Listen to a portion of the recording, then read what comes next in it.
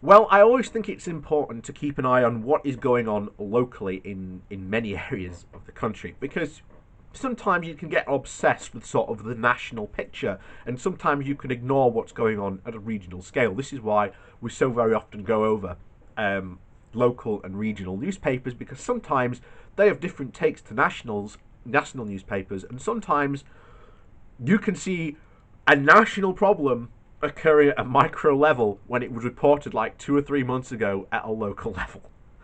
So we're going to get into what I think is an absolutely amazing name for this article. This comes from The Guardian. But before we get into that, please do remember to hit that like and share button. And of course, down below there are links to my Patreon page as well as a one-off donation link. And thank you very much to the people that support me that way. So, on with the article. So, this comes from The Guardian. And the title is, I absolutely love it, Fear and Loathing in Dover, where Brexit and Covid meet. I love it. Fear and Loathing in Dover. I just... if you've ever seen that movie, that just this sends all sorts of weird imagery. So anyway, with its fruit-filled orchards, Kent has long prided itself on being the Garden of England. Now there is anger that a couple of rotten apples, the boroughs of Swale and Thanet, have plunged the whole county, into Tier 3 status when lockdown ended on Wednesday. Last week, 7 Conservative MPs from across Kent wrote to Matt Hancock, the Health Secretary, to try and attempt to break the tier system down along district or even borough lines. Although Swathe has England's highest COVID infection rate at 530 per 100,000 people, the Thanet Wells rate is less than a quarter of that and is below the national average. Hancock rejected the appeal, but in Dover, which has less than half of Swale's rate, the decision has not been welcomed, and the tiers have been brought forth much tears. I cried when I heard the news, said Sandra Harlow, the proprietor of Le Saint-Lovell Cafe on Cannon Street in the town centre. Standing outside her empty business, she was worried what the effect it was going to have on the town in general and her clientele in particular. Dover is depressed, she said. The mental health is going down. Most of my customers are old and lonely. We call it a community cafe, somewhere where people can come and have a smile. Alan Valentine, a customer, said that he relied on the cafe since his wife died. It's my social life, he said. Gillian Campbell, a hairdresser and spray tan and nail technician, was also worried about the effect on her small business. This time of year, she said, I'm usually chock-a-block, as it's coming up to the party season, she said.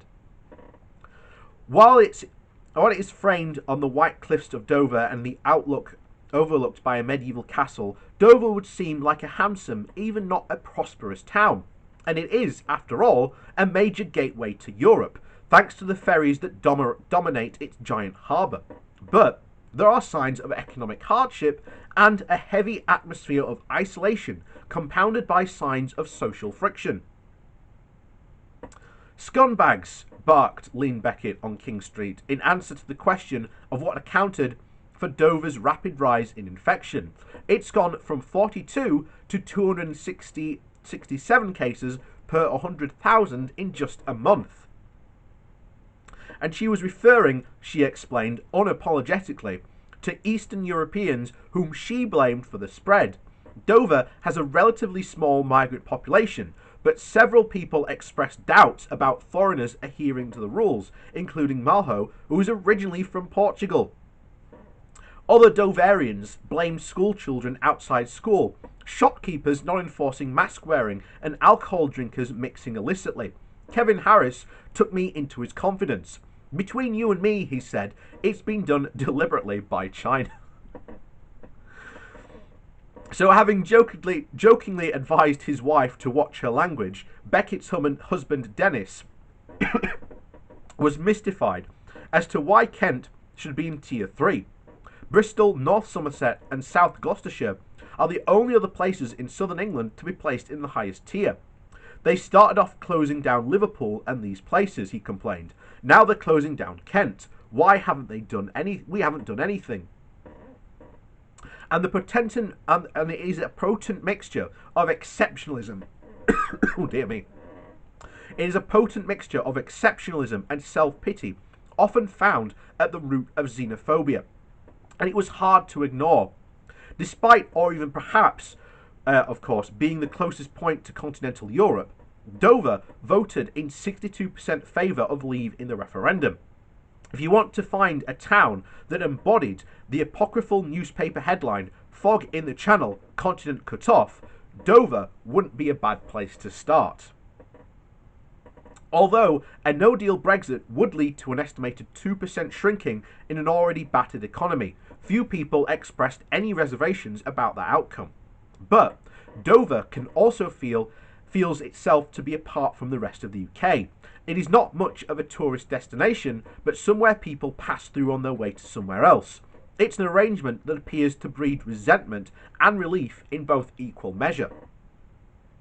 The scientific evidence shows that areas next to those with the highest COVID rate will see an increase in their own rates, but some still believe Dover could have been protected and saved from the harshest restrictions. I feel there was an opportunity to create a barrier between Thanet and Medway, and then leave the south and the west of Kent open, said John Harrington, a semi-retired business advisor. Harrington advises on business survival, and he was understandably concerned that Tier 3 might finish some of them off. However, he didn't see the approaching threat of a no-deal Brexit as anything to worry about.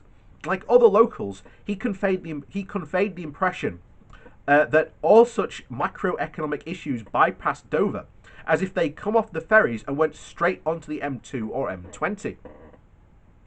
Erika Volz, an inhabitant for over 25 years and originally from Germany, thought many of her fellow townspeople were dreading the lorry tailbacks and gridlock that Brexit was expected to unleash. But they don't regret the decision, she said, because it wasn't a rational one, it was emotional. And I can absolutely agree with her on that. Brexit was an emotional decision. However, the most evident emotion in Dover was the anxious resignation, as if it readied for a bleak winter. What was called or argued by Harrington was some positive government PR.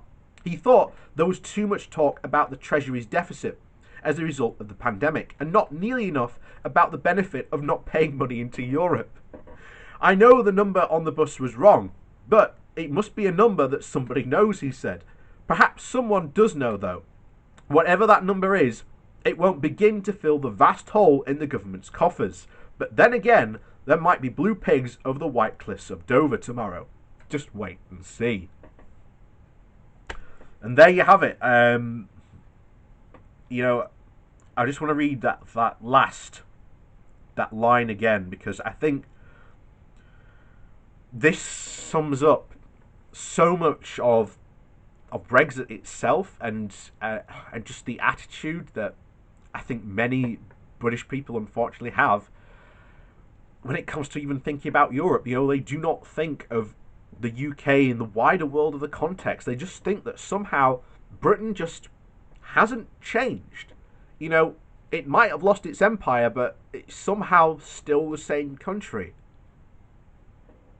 It hasn't. It's completely changed, and there is so much stuff to say about all this. Like, you had Gavin Williamson. Oh my god, I don't know if this is true or not, because I read this on a satirical website, but so I don't know if this is true or not, but this is something that could be so true, because when I first saw it, I was like, Jesus Christ, this is actually something this man has said. But for all I know, because of how dumb Gavin Williamson is, he could have very well have said this. He said that thanks to Brexit, we can now start teaching World War II in school again. Now, I don't know if that's true or not, because it was, like I say, it was a satirical newspaper article. But when I first saw it, my initial reaction was it was true until I investigated it. And oh my god, I hope it's not true. I really hope it's not. But this is Gavin Williamson we're talking about, the private pike of the government. And it's just like, again, another person who I don't understand why he's even allowed a job in government, let alone even in the cabinet. Yeah, that's truly terrifying. But yeah, let's just go over this before we finish. So, the potent mixture of exceptionalism and self-pity, often found at the root of xenophobia, was hard to ignore.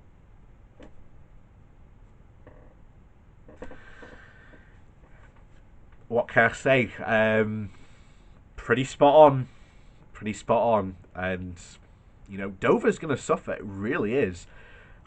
Like I say, it might think that, you know, as that guy quoted, that, you know, somehow, you know, us leaving the, you know, to him, Brexit and a no-deal Brexit is just a macroeconomic issue. It rolls off the ferry and goes up the M20. No. Brexit is going to have huge consequences in many unfound and unknowable ways that some we just haven't even seen or even predicted yet. And none of it's going to be good. And we're still waiting for that question, because people will start to question it soon. What was the point of it all? And the second that gets into national consciousness, or even the national conversation, and it'll take a few years. It'll take about a good 2 or 3 years to get there. But that question will be asked because, as I've said many times, many people, whether they want to admit it or not, voted for Brexit because they were told by the Brexiteers that their life would somehow be made better. And when that doesn't happen, there is going to be intense anger. And it is up to people, bizarrely like me and other people, to point that anger in the correct position. To make sure that the Brexit supporters point their anger at the people who are most responsible. And that is the Brexiteers. The people who conned them in the first place. So, please do hit that like and share button. And of course, please do consider visiting. Please do consider becoming my Patreon and visiting my links down below. There is also a one-off donation link should you like to make a one-off donation. And thank you very much to the people that do support me that way. Your support is very much appreciated. And as always, we'll see you all next time.